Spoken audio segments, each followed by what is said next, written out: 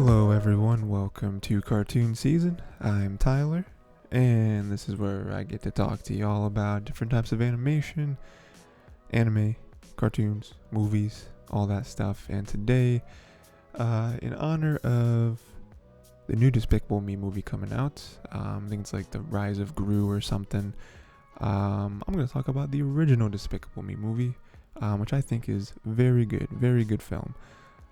Few things I want to touch on. I do want to touch on Vector and how he's just catching strays this whole film. I want to talk about how the girls kind of softened Gru, into, from him being a villain to him just kind of, trying to have fun, maybe not really being a hero, sorta. And then I also want to touch on the minions and how the minions are fun. The minions are a fun idea. So yeah, let's just get right into it. Why not? So, let's start, like I said, with Vector catching strays this whole film. So, Vector kind of has a weird and sort of annoying introduction, You kind of just look at him and you're like, this guy. I don't really think I like this guy, but, whatever. We probably won't see him again, right? And then, he's the one who ends up stealing the shrink ray. And we're like, oh, this guy actually pretty capable. Because when you start, he's like, oh, he's just like this new villain, this young guy, probably. His eyes really big with wonder. But it's like, Gru's been around the block, So Vector ain't impressive until he steals the shrink ray. And we're like, oh, he's capable. He's a threat to society, So, he has some cred. And you're like, oh, okay, this guy might be somebody. Then you take a look at his base. He has a cool base. It's big. He's got sharks in the floor. He's got all this technology. He even goes as far as being capable enough to stop Gru from breaking into his base. Which again, Gru, he's pretty successful at being a villain, but he's also the main character. He's also been around for a while, so I feel like at that point you're impressed that Vector is able to keep him at bay because Gru's got to be the one that has the experience, where Vector's pretty new. So you think that Vector wouldn't be able to stop him 100%, but he does. You're like, okay, put respect on Vector's name. And then Vector starts to just take L's, like the whole episode, the whole movie, where Gru is able, with the help of the girls, to steal the shrink ray back from Vector, right? So he's completely blindsided by the cookies and literally doesn't know what hits him, until he's told by the bank owner, which we realize is his father. So that starts to, answer a lot of questions on how he has so much stuff. He has all the financial support that he needs. And also how, he's able to do so much. He has all these connections because of that. It explains a lot, but still, even because of that, I don't really look at him as this spoiled rich kid. I more look at him as he wants to be a villain. He has his own wacky ideas, and he just so happens to have the financial support to be able to execute these ideas, But again, even at the end, after all this, after he seemingly gets everything back, he uses the girls to take the moon back from Gru. Gru still gets the better of him. Because the help of the girls, the girls are really just the X factor in all this that Vector can't really plan for. He can't really have a solid plan for how to take care of them.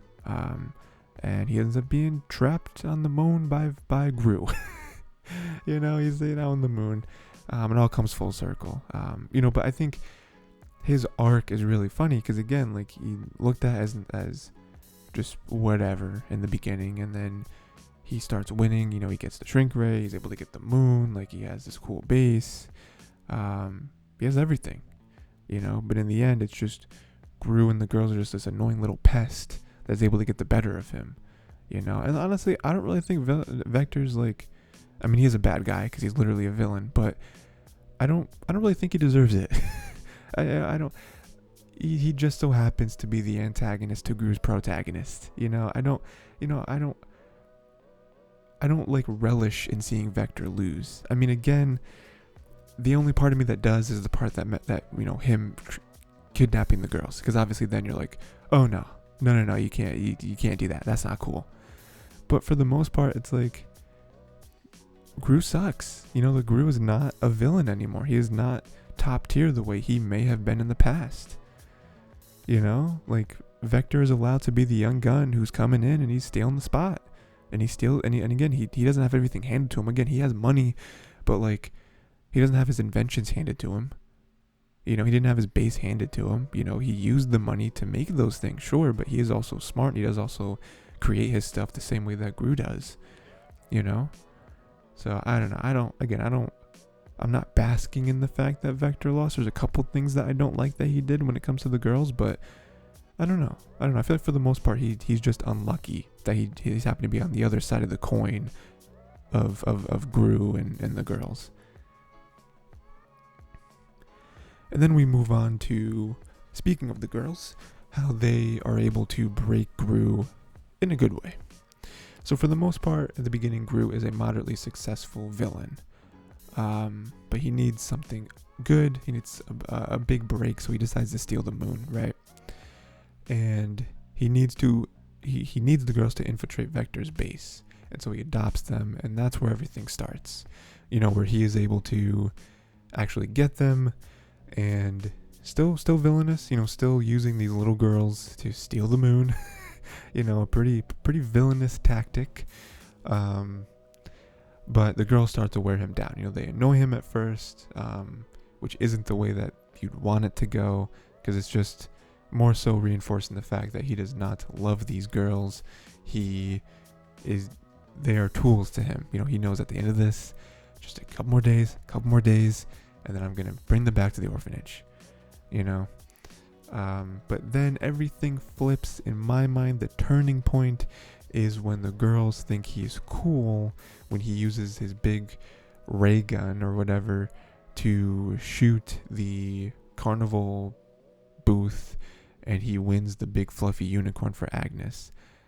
You start to see a little twinkle in his eye, and that right there is where the connection really starts to form, where the girls start to respect him, I guess, and like they start to have a fondness for him, and that is somewhat reciprocated on Gru's end as well, where he's like, oh wow, like that felt good, that they were happy as a result of my actions, like it actually felt good. Again, that's when you start to soften the idea that they're tools.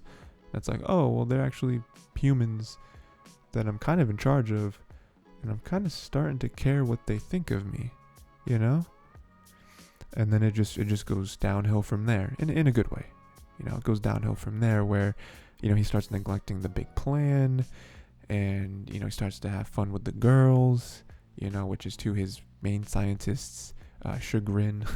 But he's having fun, he's getting his face painted, he's balloons and cotton candy and different fun adventures and times and buying stuff and all that, drawing on the walls. So he starts to have a good time, and for the first time in forever, something is more important to him than being a villain and being the biggest, baddest dude on the planet. There's something more important to him, something that he cares about, and I really do think that, just stopping there for a second, I do think that's a nice arc of his character, where clearly being a villain is the most important thing to him and like what has driven him his entire life. But he's kind of washed up. Not only is he washed up in the sense that he's not super good at being a villain anymore, it doesn't seem like his heart is fully in it. He's just kind of going through the motions, and now he finds this new thing, daughters, which is like, it is, I don't know, it's like a wind in his sails, where he's like, oh wow, I care about something again. I'm passionate about something again, because like even when he misses the girls' dance recital to steal the moon, you can tell his heart isn't in it. Like he's just doing it because he feels like this is what he's supposed to do. He's been planning this for months, years, whatever, but he doesn't really want it. Even as soon as he steals the moon, he immediately thinks of, what time is it? Okay, I still have time to get there. He doesn't. But just him having that thought shows how much he's changed and grown because of his daughters, you know? And even further on that, he trades the moon to get his daughters back, you know? That right there is like a very blatant showing that what does he care about more? Does he care about being a villain, or does he care more about his daughters? He has now officially hung up his cape, his villainous cape. He has finally bumped down his number one priority of villain to now number one priority being his daughters, these girls that he cares very much about, you know. And it's awesome. Yeah, it's very emotional, it's heartwarming, you know. And at the very end, he even writes a little kid's storybook and reads it to the girls, you know. The first night they were there, he did not want to read a story to them, and now it's come all the way around to him writing a story about him meeting the girls and how they changed his life for the better. You can't get better than this, folks. you just can't, you know. And that's great. Again, you know, I love Gru's arc. You know, I love the girls. They're very funny. They're very little personalities, and you know, for them to turn him, it's awesome.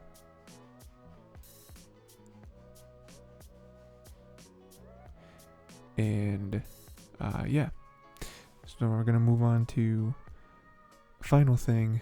Like I said, I just want to talk about how fun the Minions are, because like I know as the movies have gone on, the Minions themselves have kind of infiltrated pop culture in a way that most of the internet does not like. They kind of became like you know, Facebook memes and stuff, and you know, people just look at Minions as like this black mark on pop culture. But like, I think after this movie, that's not fair. At some point, I will watch second movie, third movie, Minions movie, Rise of Gru, all that stuff. There's now going to be 5 movies. I will watch them, and maybe my opinion will change post sequels. But after this movie, they're not really overused in the film. You know, like they use them here and there, a little bit here when they're interacting with the girls, a little bit there when they're making a dumb joke, you know, when they're showing like what Gru's workplace is like, you know. But like, the Minions are not the main focus of this film, you know, and I think that's good. You know, they're totally loyal to Gru. You know, they have you know, their own code. You know, they care. They're not just mindless. You know, they even have like a fun little toilet paper fight with the girls, which is nice. You know, because they were told, hey, go play with them. And like, okay, cool, we'll do that. You know, and like they have personality too. You know, they're not just a hive mind. 3 of them go to the store to buy a unicorn toy for Agnes. That was very sweet. And again, we don't cut away for 15 minutes and we see, you know, their adventure at the store, because we don't need to. You know, we know what they're probably going to get up to, but they have a goal and they deliver. You know, they at the end, another very heartwarming moment was them scrounging together enough money so that Gru can steal the moon. You know, like they're the ones who save him, and they're like, we don't care. Like, you know, because his whole thing is like, oh, you better go find more employment, you know, because I don't know if we can keep this up.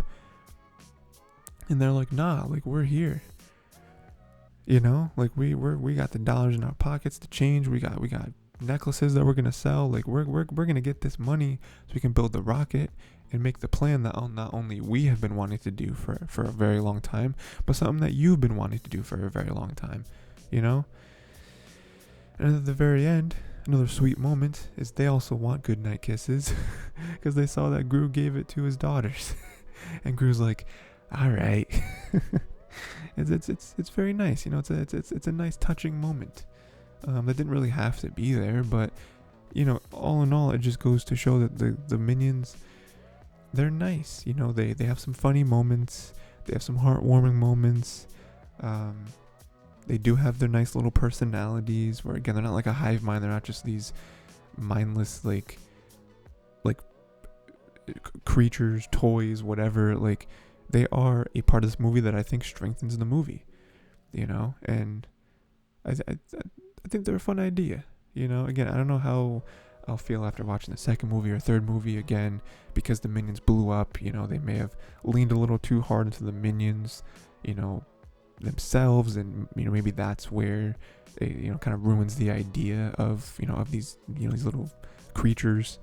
But I think after the first movie, I think they're fine. But we'll see. We'll see if opinions change. And yeah, that's pretty much the episode. Again, these are just a few of the things that I kind of took away from the movie. Vector just kind of getting the short end of the stick. The girls and their effect on Gru, and then how I think the Minions are a fun idea. But yeah, please let me know what you thought of the movie. Let me know what you thought of my little dissection of these certain aspects of the film. Let me know if you're excited to watch this 5th Despicable Me movie. Yeah, that's pretty much it. Please go listen to other episodes of this podcast. Links are in the description for all the places you can find it. Like I said, I do talk about cartoons, anime, movies, all that stuff. And if you want to check out some other types of content, I do also do gameplays on the channel now.